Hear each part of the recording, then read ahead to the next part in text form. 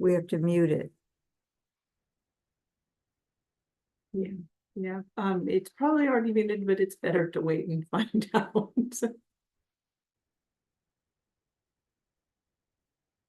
Okay, there we go. It's muted, okay. Excellent. So then you can shrink that. Okay. Well, I'm glad to see the two of you, and maybe more are in the YouTube audience. So welcome. This is a beautiful sutta that appears in the Magga Samyutta, the connected discourses, and it's a connected discourses on the path, collection on the Noble Eightfold Path. And this is the second sutta in the path, and it's a well-known, Holly has recognized it right away. It's a well-known or well-quoted. There's some parts of it that are quoted frequently.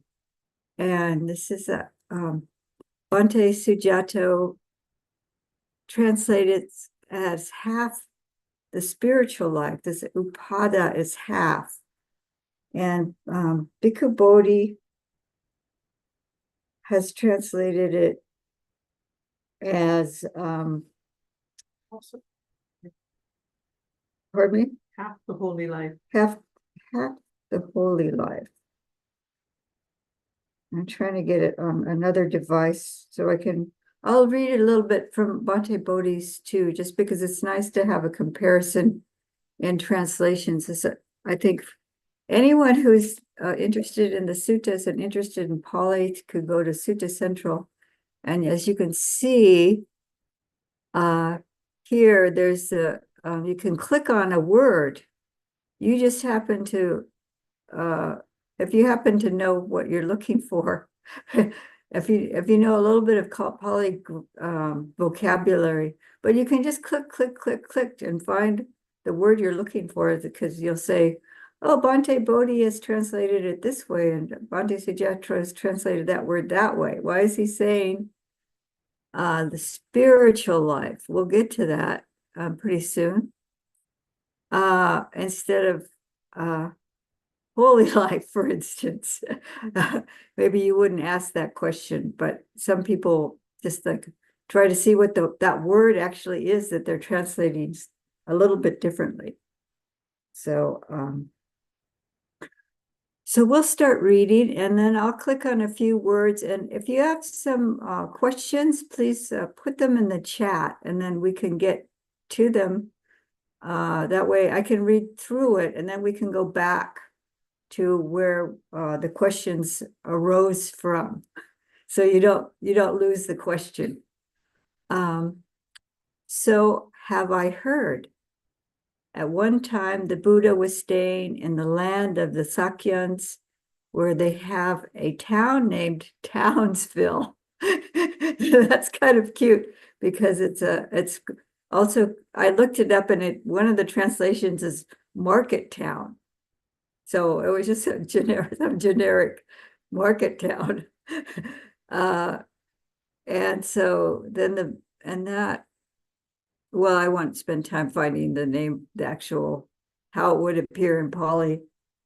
Nigamo. Nigamo. Nigamo. Yeah. Bhante Bodhi says, the town of the Sakyans named Nagaraka. Oh, Nagarakang. So, oh, the Sakyan town. This is Nyanaka has a laptop, and also the translation, the Bhante Sujato's with the Pali English. So anyway, that's not a detail that's so important, but it's kind of cute to think a town named Market Town or something. And so the Venerable Ananda went up to the Buddha and bowed down to one side and said to him, so I thought he had come out of seclusion. No, maybe he mentions this here. Sir, good friends, companions, and associates are half the spiritual life. So here's this a word, brahmacharya. Oops. Sliding up more than. So this is brahmacharyam. So this is a spiritual path or spiritual practice, holy life, and often it does refer to celibacy. And so Brahma, it's a Brahma God, and walking with God is how I've heard that translated. It's kind of the literal sense of, being divine or walking in divinity, or walking like you're worthy of walking with Brahma or something to that effect. And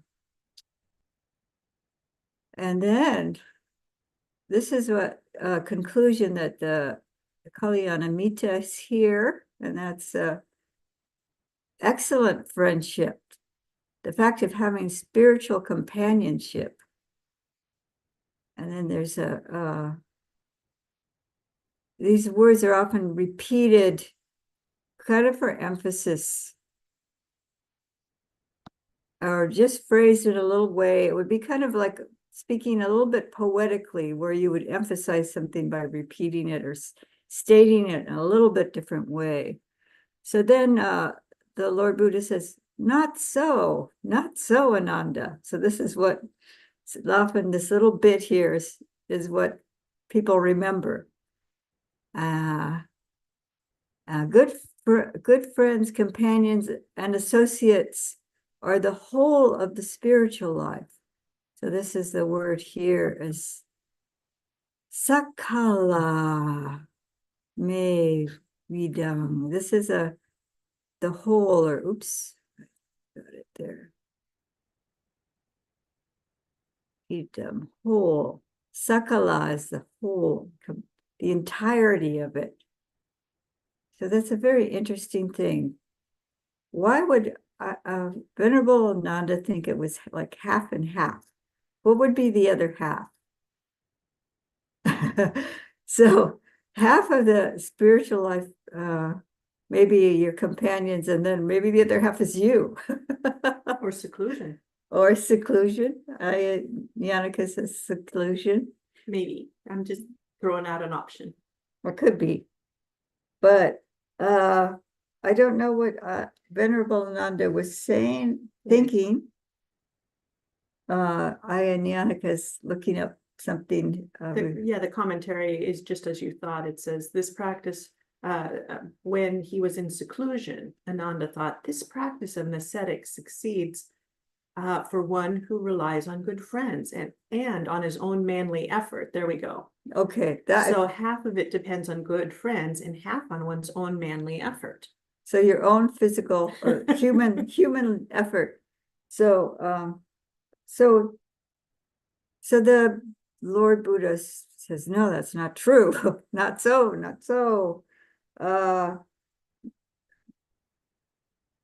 Both Bhante Bodhi and Bhante Sujato say, not so, Ananda. This is the entire holy life, Ananda. That is good friendship, good companionship, good comradeship. When a bhikkhu has a good friend, a good companion, a good comrade, it is to be expected that he will develop and cultivate the Noble Eightfold Path. I'm reading Bhante Bodhi, and I think they're saying it just about this exactly the same way, translating it. It's there. And how does a mendicant, except he uses the word mendicant instead of bhikkhu. Hopefully that's inclusive of bhikkhunis. But also we should include people who, lay people who are practicing diligently in this. And I've heard, so Janneke, there was someone who was saying, when you see the word monk, just think it's referring to yourself. There was a famous teacher, I can't remember their name right now. And how does a mendicant with good friends develop and cultivate the Noble Eightfold Path? It is when a mendicant develops right view, which relies on seclusion, fading away, and cessation, ripens in letting go. So, starting out with right view, which relies on seclusion. So you may be starting out with a fundamental right view. Right view in the analysis of the Noble Eightfold Path is just described as understanding the Four Noble Truths. And this is the deep, if you can really deeply understand the Four Noble Truths, you make a breakthrough. You possess, it's called also possessing the Four Noble Truths. So it's like it becomes part of your being, your understanding is so deep of it. And that's a breakthrough to the path. And a stream enterer will have this deep understanding, and it'll just continue to deepen. Right view has a lot of other permutations, like understanding there is skillful and unskillful actions through body, speech, and mind. And then there's the karmic consequences of that, the karma from that. So developing right view, which relies on seclusion, fading away, cessation, and ripens as letting go. So that really, it's kind of almost, what would you call it, paradoxical, because the Buddhist is not so, and then he's talking about seclusion. But it's expected that you would have the support for doing this if you have the companions in the spiritual life.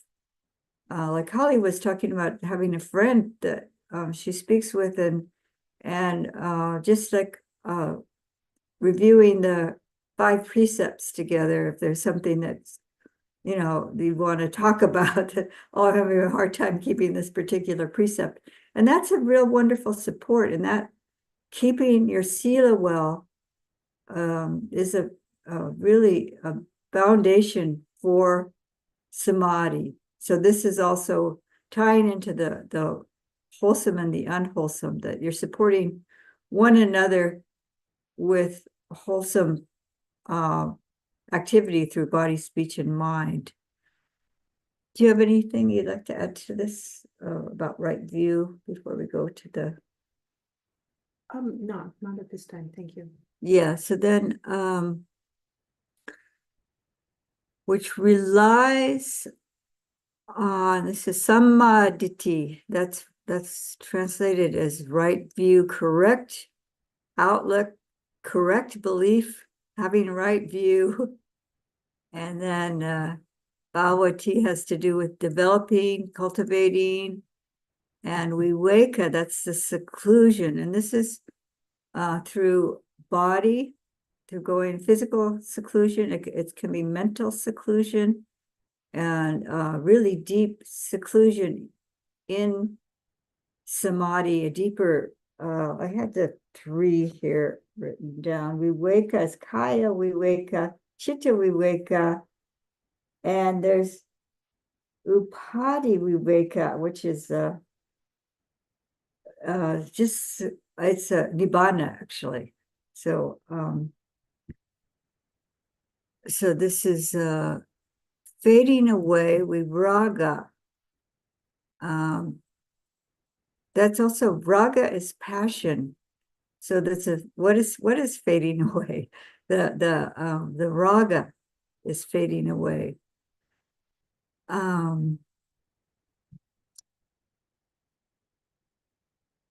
then nirodha is ending, or the cessation. And Wosaga is, they don't translate it, but that's what Bhante Bodhi has, Bhante Sujato has translated as letting go. And I believe Bhante Bodhi says relinquishment. And so this is like really completely relinquishing attachment to the five aggregates, attachment to the sense basis, to this complete letting go. Do you have something there? Wosaga?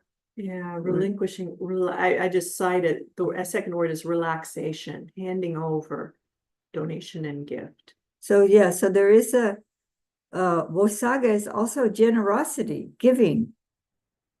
So when you have something and you offer it to somebody else, give it to somebody, you're letting go of it, you're relinquishing it. And this kind of activity is a support for this ability to let go, clinging to the self, clinging to the existence. So it's, some people might put down like people putting so much emphasis on merit from giving, but when you think about it, you're developing the ability to let go and selflessness, because if you're just clinging, to material things, how can you let go of the self? So when it's combined with parinami as it is here, it's means maturity of surrender. So the maturity of surrender, that's the Nibbana. So maturity of surrender. That's so beautiful. That is beautiful. Thank you. Boy. See, it's not just me, it's not that she's another half, but no. But the idea of holistic, yes, rather than me and them kind of a thing. So we'll go on to the other ones. So they develop right thought, and this is sammasankappo. Samkapang is what they say.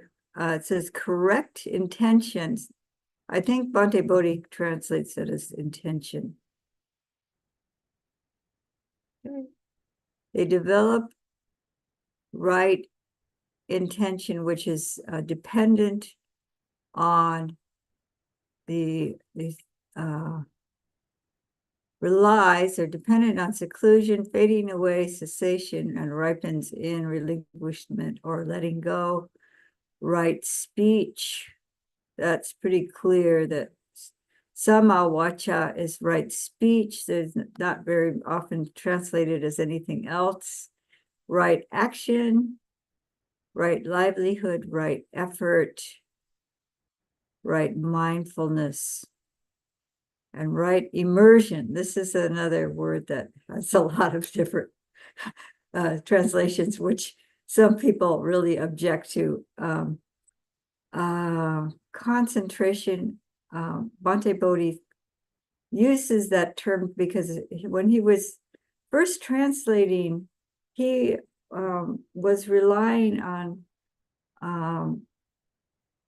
he didn't want to disrespect the manuscript that he was working with. He was working with the Nyanamoli's manuscript, which he had left, that after he had passed away, Bhante Bodhi had the access to, and this was the Majjhima Nikaya. So if you look at the wisdom publication of Majjhima Nikaya, you'll see both Nyanamoli, Bhante Nyanamoli, and Bhante Bodhi's names on that.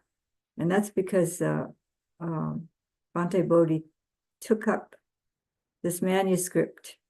And he said that he wanted to respect the translator, so he didn't do a lot of changing of how words were translated. And some people at the time, their understanding of what samadhi was is it made sense. And it could be an aspect of samadhi, but it's some people think it like Ajahn Brahm would say, if you go to a concentration retreat, you're going to like a concentration camp or something like that. Right. It's like he was joking around about that. Maybe that's not such good taste, but this is samadhi. Sama samadhi, perfect stability of mind, correct mental composure, having perfect stability of mind, correct mental composure. So these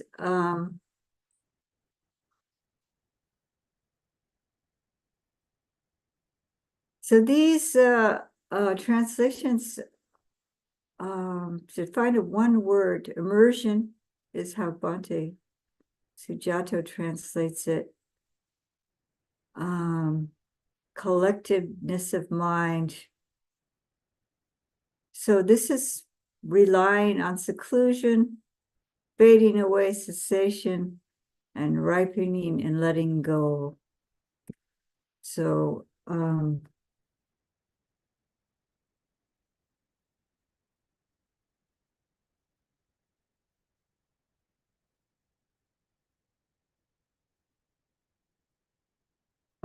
right concentration is Bhante Bodhi translates it, which is based on seclusion, dispassion, and cessation, maturing and release. It is this way, Ananda, that a bhikkhu who is a good friend, a good companion, a good comrade, develops and cultivates the Noble Eightfold Path. So that's interesting. It's almost, like I was saying, paradoxical, but it's to be expected. If these last week we had the Meghiya Sutta, and it was to be expected if you have good companions in the holy life, that you'll your sila, you'll keep your monastic code, or your how many precepts you're keeping. Well, you'll be supported in that, and you'll have the opportunity to discuss the Dhamma, and you'll have all these opportunities that are and then there's 4 others. It's to be expected if you have these spiritual companions, that you'll have support in your practice to be able to really develop the Noble Eightfold Path, and even the concept, even these teachings to be available to us. So then the Buddha continues on. That's how a mendicant with good friends develops and cultivates the Noble Eightfold Path. And here's another way to understand how good friends are the whole of the spiritual life. For by relying on me as a good friend, sentient beings who are liable to rebirth, old age, and death, to sorrow, lamentation, pain, sadness, and distress, are freed from all of these.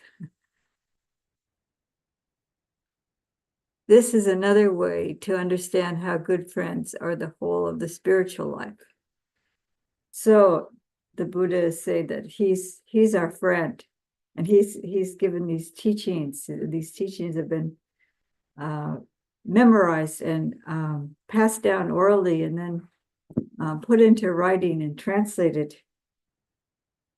I'm going to read Bhante Bodhi's translation, and then of that last bit, and then we can discuss things. I don't know if anything appeared in the chat as I was going along, but so by the following method too, Ananda, it may be understood how the entire holy life is good friendship, good companionship, good comradeship. By relying upon me as a good friend, Ananda, being subject to birth are freed from birth, being subject to aging are freed from aging, being subject to death are freed from death, being subject to sorrow, lamentation, pain, displeasure, and despair, are freed from sorrow, lamentation, pain, displeasure, and despair. By this method, Ananda, it may be understood how the entire holy life is good friendship, good companionship, good comradeship. So that's the end of the sutta. Sadhu, sadhu, sadhu. So I don't see in the, is there anything in the chat? There's two. Okay. But not at the start of the sutta. Do I click on this? Is that? We'd have to go back to Holly to know the context. What is the context about that? That's old. That Pardon was me? when you were setting up. Oh, okay, got it. Oh, Yeah, okay, you that can- that was a logistical thing pre-recording. Thank you. Okay. And my other one was a comment before we got to the next clause that stated just that. Yay, you're on track. My process on the Noble Eightfold Path, the other half. Mm-hmm. Part of it, but then yeah. I would Okay. comment a little on my process with my Kalyanamita. It feeds into this, if I may. Sure, certainly. If I just think about the almost 2 years Shelley and I have been doing this every 2 weeks, doing the framework that Clear Mountain Monastery gave for the lay community to work with the precepts, the aggregates, the Four Noble Truths, kind of is where we draw from in our life. It's been really good for Shelley. I'll just speak for myself, because in moving through the gyrations of life and then doing the Hirian-Ottappa confessions, the dyad work, I see that everything I do is not original and has been spoken to thousands of years ago by the Buddha. And I feel like using it, I don't know. I get a good listener who's not judging me as I speak those things. And I have a listener who's as interested in her path on what the Buddha taught as I am. And we mirror back to each other how precious these times are, because we often share stuff that's sometimes it's silly, sometimes it's kind of just simply human foible, but sometimes it's been pretty tender stuff. And I don't think maybe we've each cried like once, so it's just this sort of matter of fact sharing of how we faltered in the virtue and fundamental beliefs that the Buddha taught. So it's just integral to our life for Shelley and I. So it's been a great gift that Venerable Kovalo and Nisabo cobbled up this kind of lay script that we use. And I did watch once, I was up at Birken, and it happened to be Lunar Observance Day, and Ajahn Sona said, if people would just stay out of the shrine room for a while, we'll be doing our Hirian-Ottappa. And so I went upstairs where there was some other rooms where they did videography up there, and I hung out up there, and I peered over the edge once. I have to confess that to Shelley. And just for a moment, I could see the monks just quietly bowing to each other, and it was just so beautiful and true and pure and clean. And it was I'm grateful as a layperson I was kind of given a model for stepping into that method a bit. Yeah, thank you for sharing that. Yeah, so that just shows that these it says mendicant or bhikkhu, but these teachings are adaptable to people in the different walks of life, and that that's just the live companionship. Nowadays we have these electronic ways we can connect, like if maybe you're speaking on the phone. A lot of people do Zoom calls. The monastics meet through Zoom, and yeah, we share a lot how we're trying to work through some things, and then we have the formal apati, which has been translated as confession. That's but we share if we have some minor fault, it can be corrected just by speaking to it and making a determination not to do it again. And just to be able that another human being to share, like your not only what's difficult, but what's good, how things are developing for you. But also knowing that other people are doing the same kind of work. And I think there's the sutta. I mean, to know, this is why meditation retreats are helpful, is that that other people are meditating. Even like I've gone to Forest Refuge and I'm sitting in my room, and other people are sitting in the hall, and some people are doing walking meditation. They have these marvelous rooms to do walking meditation. And I was mostly sitting in my room, and somebody came up to me and they said, it was so inspiring having you here. And I'm like, what? And because they saw me doing walking meditation, and so it was just knowing that other people are doing the practice is very helpful. And even they have these apps where you could go and see that there's 300 people doing metta bhavana at the same time. Anjali showed me this. I don't know how many are meditating at the same time. So you go in and you click in that you're starting to meditate for a period of time, and you can see, oh, all these other people are doing the same thing. But so that's a real support for us to know that there are other people working the path.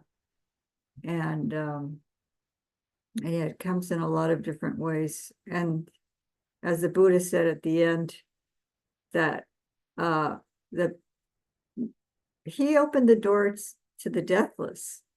So, and that he didn't just stay in meditation and just pass on, let his body extinguish, the life energy just after, just sitting for however long until the body just gave out. He taught for 45 years after his awakening. So, and then this has been recorded, as I was saying, and memorized at first and recited and passed down. So this is such a wonderful gift we have. And as Holly was saying, applicable now. This is what's amazing. It's like timeless. That's the one expression of the Dhamma, is that it's applicable.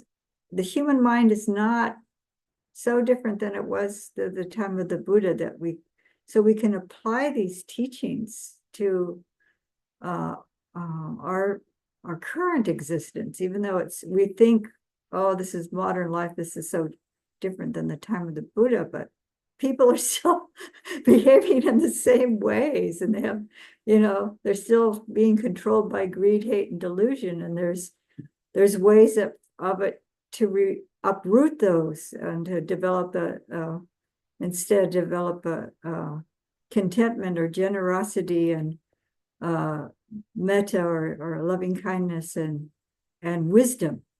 So these are what the Buddha points to, is that this freedom from suffering, this the self made suffering. So, does anyone else have, Kat, did you have anything you'd like to share? Well, so I haven't had a chance to debrief from my last retreat, but I sat with the Kurna the Kurna Buddhist Vihara Ayas at Cloud Mountain a couple weeks ago, and the biggest, like, I don't know, I had a couple things that were kind of big that came up, but like the biggest one, I went into the retreat with pain, and it kind of hung on for most of the retreat, which is not normal for me, but I suppose as I age, it'll probably become more familiar. But the thing that came out of that for me was the simile of the second arrow. And I realized that that's a big one for me, that like, instead of just letting the suffering be, because suffering of body will be there, I was I think I was pushing it away so hard that I was creating extra pain. So, but I was surprised at how much, once I figured out that's what it was, things loosened. I mean, the pain wasn't gone, but so much more of it was not there. Mhm. And and these are things that I wouldn't have known without having, members of the Fourfold Sangha, like the support there, that kind of thing. And so it's very much out of this part of the sutta. And I realized too, like, that seems to be one of my patterns, is that I, like, in our small group, I said, I realized that instead of just I don't even let the second arrow be. I was just like, digging the arrow further in. Like I'm spending all my time just digging these arrows further in. And, with just regular life stuff, things that you don't have a whole lot of control over, but are suffering, but making things so much worse because I just would dig the arrows in. And so coming out of that retreat, I have felt a lot freer in the suffering that I do have to work with, that I'm like, well, it is what it is. I don't need to make it bigger than it already is. And already I feel like it's been a pretty big change, and I'm hoping it stays. I'm hoping I learn the lesson and don't go back to old patterns, which can be kind of hard sometimes. So Yeah. Well, yeah, so it's bit by bit, and it's like a couple steps forward and one step back, but I think there's still progress. Yeah. And yeah, that understanding of the second arrow, that's actually the second noble truth, the cause, that we've inflict the suffering on ourselves. I mean, the body is going to experience physical pain, we're going to experience loss and all this kind of stuff, with that grasping on and wanting it to be different. And so this is there's that sutta called darts, which people torment themselves with that dart, which is also the arrow. So that's what you were just describing. That, and that, yeah, I could just imagine just taking the dart and like, or the arrow, and so because we think things should not be the way they are. yeah. They should be different. I shouldn't be experiencing this now. Yeah. I don't want to. I want it to be different. Yeah. So then we torment ourselves. So this is second noble truth. So if you understand that, that's probably what was happening for you, is you're really getting an understanding of that, and putting it in terms of the dart too. It's a graphic, and just like taking another, or just putting more and more darts. It might not just be one. It's like it's 3, 4, 5. We keep tormenting ourselves. So yeah, we don't have to do that. We learned, I can just put those darts aside, or the arrows. I don't have to pick them up and stab myself with them. Far less need for medical assistance that way, if you just pull it out and let it be. Yeah, right. Yeah. So, wow. So that's lovely. I'm glad that you had that realization and you see how this is with the being in a retreat setting and being with teachers and other practitioners, how it was a support for you to see that clearly, to go. You had to go through it though. That's the thing. If you weren't going through all that anguish, whatever mental anguish, and so then to understand how it is a cause, it is the cause, you know. You wouldn't have that realization. So Yeah. Well, the amount of work I was putting into, okay, so my back hurts. So, okay, I'm going to do more stretching.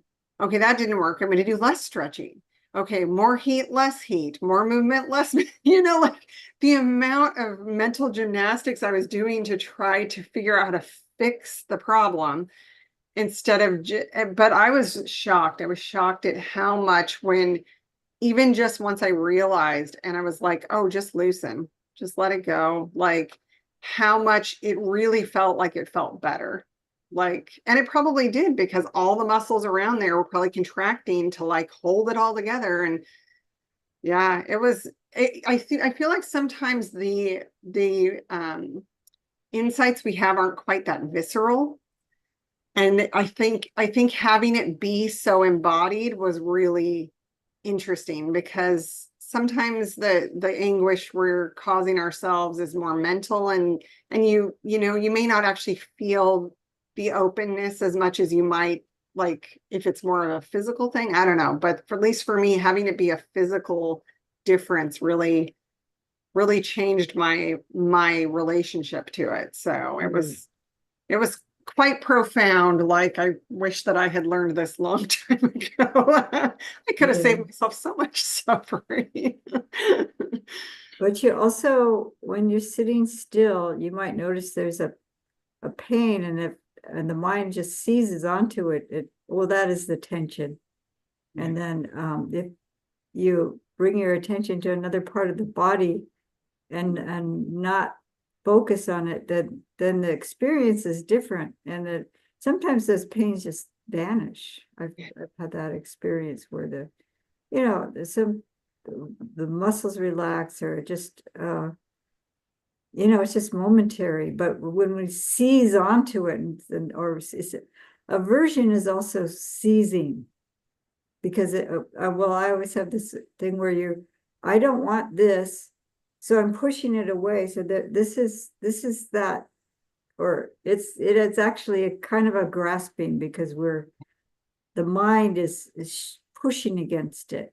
Mm-hmm. And so that's a contact, and so it's a kind of grasping, just like wishing to have something, grasping it with the mind. So the mind is attached to it.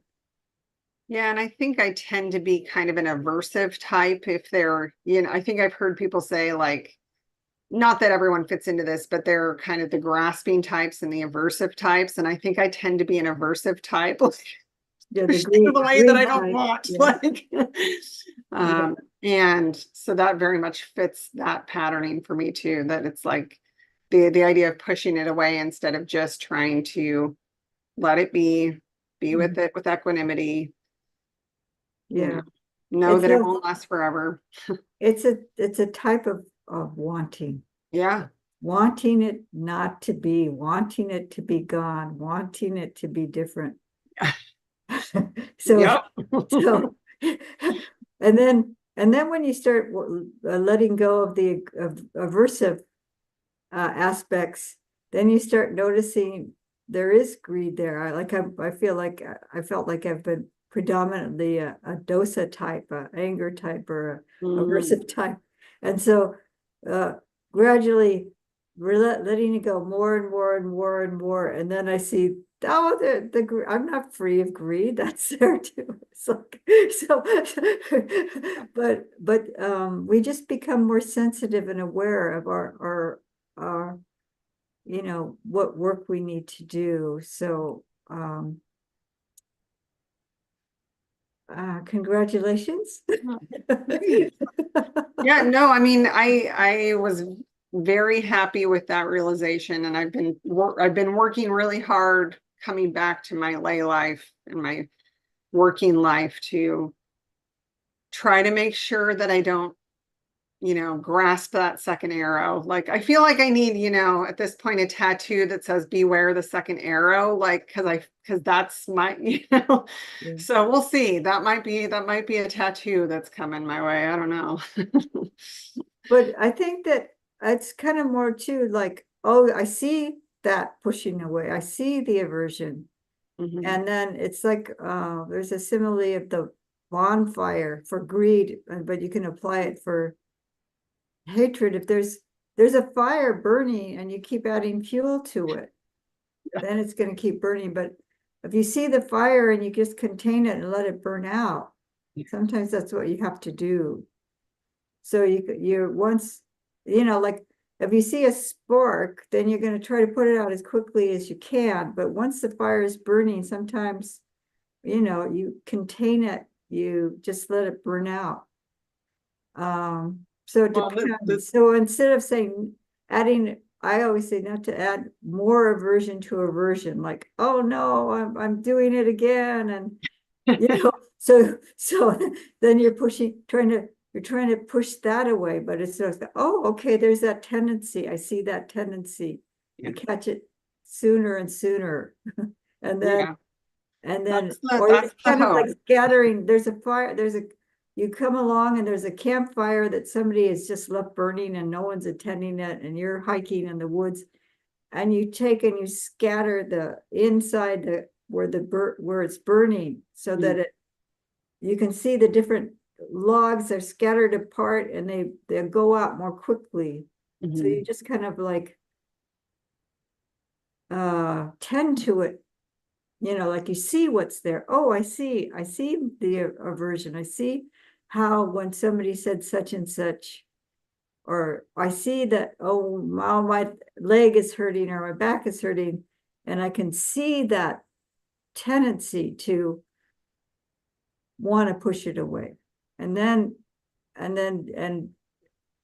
they can dissipate more quickly. But if we say, oh no, I shouldn't be doing that, I know. So that's adding aversion to aversion. I'm a bad person because I haven't learned this lesson yet. Something like that. And then so that's part of the learning and letting go process, is just bringing awareness to it again and again and again, and catching it sooner and sooner. And just be patient with yourself. If you have this I should be able to do this. I have to do this sooner. Something, why haven't I done it sooner? Then we're having a conflict, an inner conflict. Holly has a hand up. That was what you said. That's another thing that comes up for Shelley and I. We both keep a little journal when we write down things when they arise during the 2 weeks. And it's pretty repetitive. There's outliers, but there's the same dynamic that we keep repeating. And in a different situation or a different time in my life, I could have become aversive with my inability to change when I want to. And so it's been humbling and has enabled me to settle into the process that whatever needs to happen is when it's going to happen. And I don't know, I don't worry about it being something coming up again, harsh speech or loss of equanimity. I just go, there it is again. Here's the cause. And somehow by that, to me it reminds me of polishing a stone. Well, thank you. I had a teacher, Mark Nunberg, who said that being with spiritual companions was also that rock tumbler. It's that when we rub up against each other, we're polishing each other. And some of that can be the painfulness of a rock tumbler, but there is also just that polishing of close association and emulation of those who are wise or working with wisdom, directed toward wisdom, which is what we're doing for each other. Yeah, thank you for that. Yeah, that reminds me that Ajahn Nisaro translates Kalyanamita as admirable friends. And so that not only that what, like you were saying, emulating their behavior, those people that you admire. So we do this internal work, but it's not about me. Like that's just like me and the rest of, it's, so the one half is me, this atta, the self, right?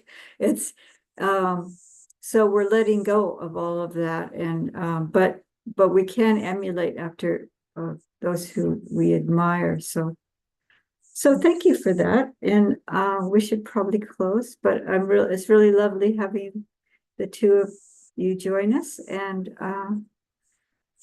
hopefully we'll see you in person sometime soon. Okay. Thank you. Good to Yes, see you, very Holly. I miss exciting. you. I know, it's wonderful to see you. I was just thinking of you. Oh, So I'm going to turn the last night, recording and off now, just a of minute. you. More. Okay. Thinking of